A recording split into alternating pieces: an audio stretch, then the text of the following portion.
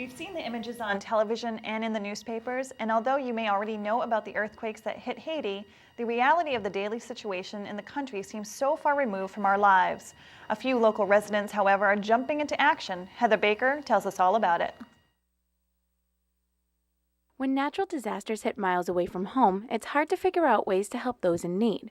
However, one local group is lending out a helping hand by attending directly to the needs of those in distress. Circle of Hope is a nonprofit organization that's a wholly owned subsidiary of Christ Church. It has two parts. The first part is the Greater Boston Clothing Exchange, which is a service where we collect gently used clothing and household goods for people that are living in shelters in the Greater Boston area, and people too that are moving out of shelters and into their own home. And then there's the International Medical Team, which is the part that I'm the head of.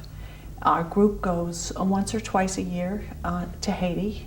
We run medical clinics. We bring all of our own medications with us that we dispense to people.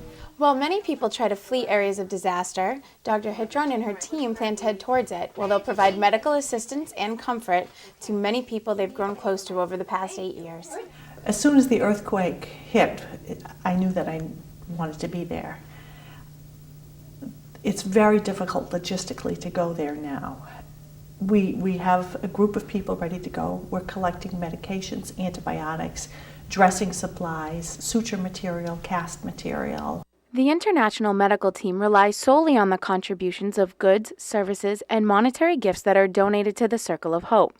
These donations consist of vitamins, eyeglasses, toothbrushes, and medicines that are collected and sorted by volunteers and are hand-carried to Haiti. Dr. Hitron is planning to take 150 pounds of medical supplies with her on her next trip and hopes to provide medical attention without being a burden. We don't want to go there and be another mouth to feed and another person to keep from being dehydrated and another white person that the Haitian people need to worry about. That's the last thing we want to do.